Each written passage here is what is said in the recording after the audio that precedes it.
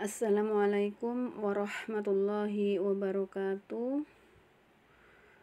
Berjumpa lagi dengan Umi ya. Kali ini Umi mau berbagi ilmu tentang sifat-sifat huruf ya. Ilmu tajwid tentang sifat-sifat huruf. Nah, huruf itu selain ada hukum bacaan tajwidnya juga ada sifat-sifatnya ya. Ada makhrajnya juga ada sifat-sifatnya ya. Sifat-sifat huruf yang berlawanan dan huruf hijaiyah 28 mempunyai sifat-sifat huruf yang berlawanan. Berarti berlawanan berarti kalau kanan kiri depan belakang begitu ya, berlawanan. Ini kita lagi mau menjelaskan tentang sifat-sifat huruf yang berlawanan, apa saja namanya dan apa artinya gitu ya. Dan nanti ada juga penjelasan sifat-sifat huruf yang tak berlawanan. Sifatnya cuma mempunyai sifat itu ya cuma dia yang mempunyainya, jadi tidak ada lawannya gitu ya. Nah, kali ini kita membahas sifat-sifat huruf yang berlawanan. Satu yaitu jahar, lawannya hamas. Jahar lawannya hamas. Nah, yang kedua zidah, lawannya rokhwah. Nah, zidah lawannya rokhwah. Tapi di tengah-tengah ada namanya tawasud, pertengahan ya, atau bainiyah ya. Itu. Jadi nanti antara zidah dan rokhwah gitu ya. Nah, isti'la dan lawannya adalah istifal. Nah, sedangkan yang nomor 4 adalah idbaq, lawannya infitah. Nah, ismat dan islaq. Nah, apa itu sekarang apa itu pengertian dari jahar dan hamas? Nah, jahar artinya adalah yang itu adalah jahar adalah jelas ya, dibaca jelas. Dan perinciannya adalah adanya getaran dan banyaknya tahanan ya. Selain jelas, perinciannya adalah adanya getaran dan banyaknya tahanan. Sedang lawannya adalah hamas. Arti hamas tersebut adalah mengalirnya nafas. Nah, jadi kalau jahar kalau diucapkan makhraj atau huruf, bukan makhraj ya, huruf hijaiyah yang masuk ke jahar adalah yang ada getarannya ya, sedikit getaran dan banyaknya tahanan, atau jelas ya, dibaca jelas. Nah, sedangkan hamas ya, lawannya adalah hamas. Hamas ini kalau kita ucapkan itu disertai dengan aliran nafas. Disertai dengan aliran nafas ya. Yang kedua adalah zidah, lawannya rokhwah. Apa itu zidah? Zidah adalah tertekannya bila mana kita sebutkan huruf hijaiyah yang masuk ke kategori zidah tersebut. Bila kita sukunkan dan tasydidkan, maka ia akan tertekan atau terputus suaranya ya, berhenti sejenak. Dan lawannya adalah rokhwah. Apa rokhwah? Nah, udah jelas yang ini tertekan berarti lawannya tidak tertekan ya enggak? Lawannya tertekan berarti tidak tertekan, yang artinya adalah mengalir. Tidak tertekan adalah mengalir. Bila mana huruf-huruf tersebut diucapkan, dia akan mengalir, namanya rokhwah. Nah, setelah itu ada yang tertekan dan ada yang mengalir. Nah, mengalir ya, nanti ada percontohan ya, huruf-hurufnya sembari dicontohin nanti ya. Nah, di pertengahan namanya tawasud, pertengahan. Nah, pertengahan antara zidah dan rokhwah. Berarti ini yang zidah tertekan, yang rokhwah mengalir. Jadi di antara tengah-tengah adalah ada sedikit tekanannya, ada sedikit alirannya. Jadi tengah-tengah ya. Ini tawasud, tengah-tengah. Yang hukum kedua adalah zidah, tengah-tengah, zidah, tawasud, rokhwah ya. Nah, selanjutnya adalah isti'la, lawannya istifal.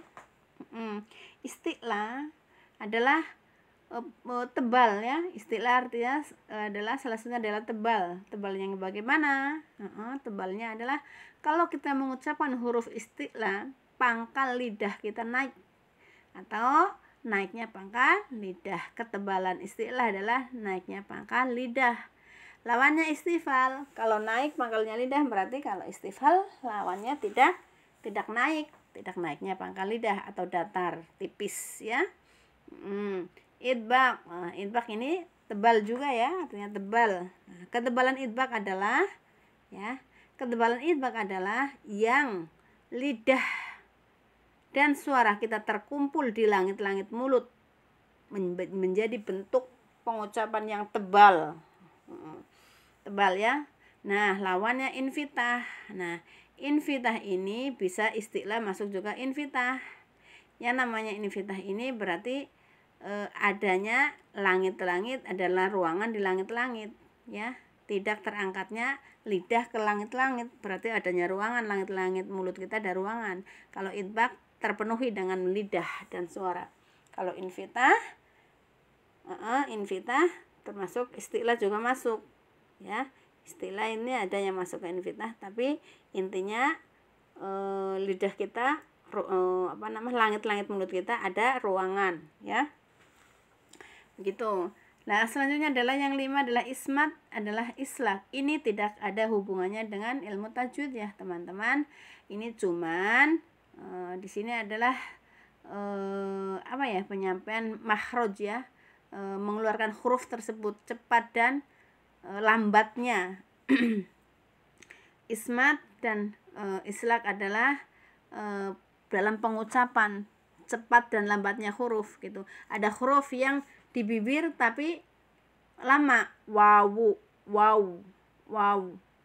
kan lama kan. Nah, kalau yang di tengah badan mah di tengah tapi cepat, lam situ. Ba itu kan cepat juga ya. Cuman begitu ya, yang ismat islak adalah cuman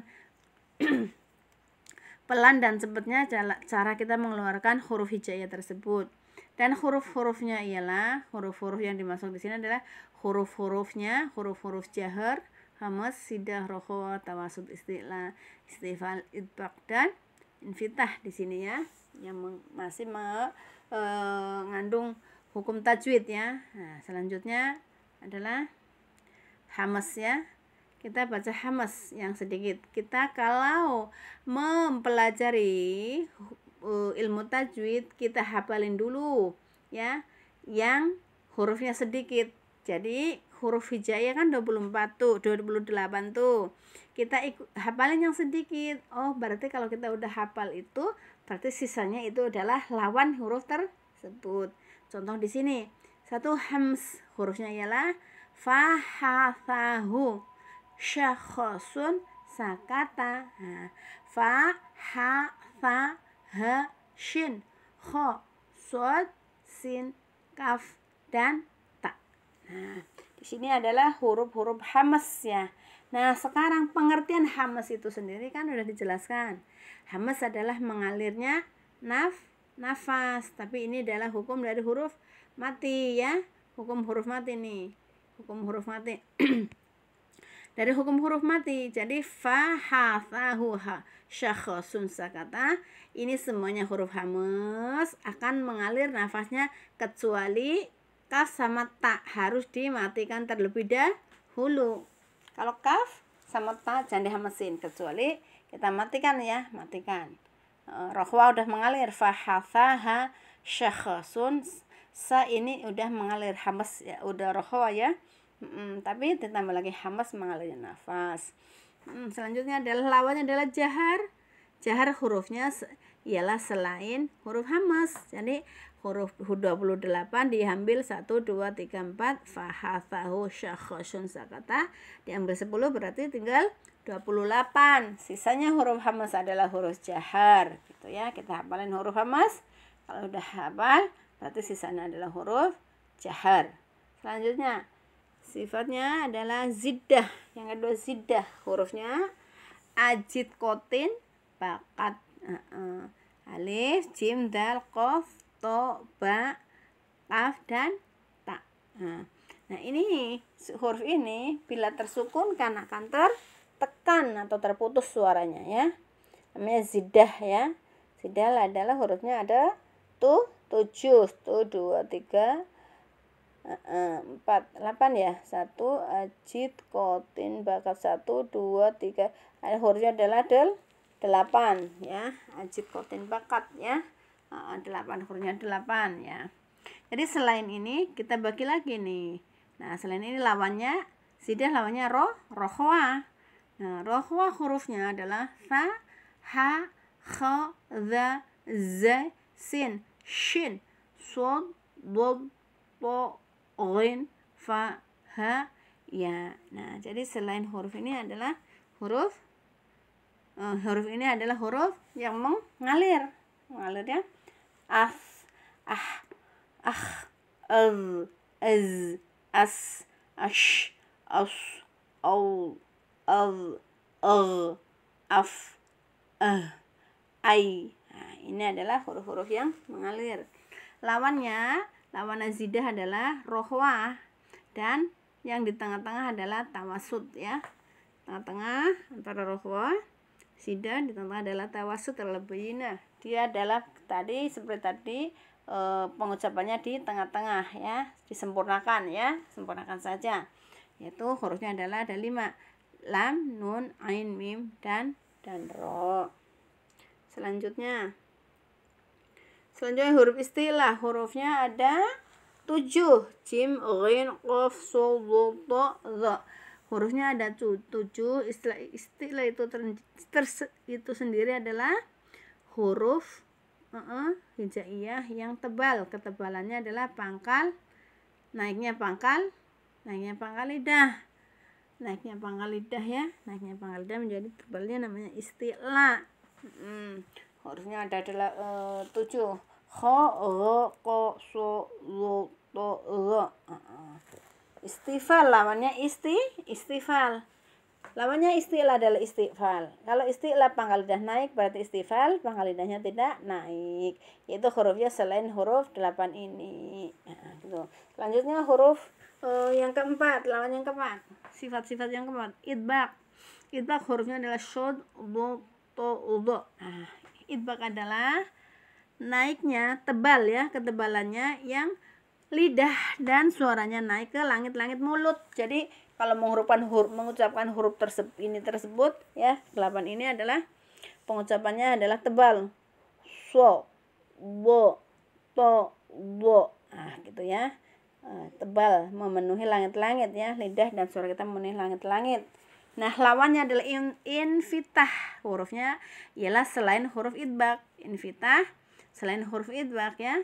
Jadi kha, gha, qa juga masuk ke huruf infitah.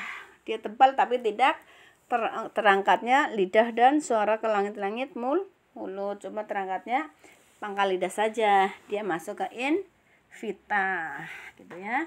Selanjutnya adalah islaq, ismat ya. Sedang ismat dan islaq adalah hanya huruf yang cepat dan lambat keluarnya. Huruf tersebut tidak ada hubungannya dengan ilmu tajwid tersebut ya. Nah, sekian ya teman-teman. Ini namanya huruf-huruf yang mempunyai lawan. Nama-nama huruf-huruf yang mempunyai lawan dan artinya. Dan sekalian huruf-huruf hijaiyahnya. Sekian sampai di sini, mudah-mudahan bermanfaat. Bila mana banyak kesalahan, Umi minta maaf yang sebesar-besarnya. Wassalamualaikum warahmatullahi wabarakatuh.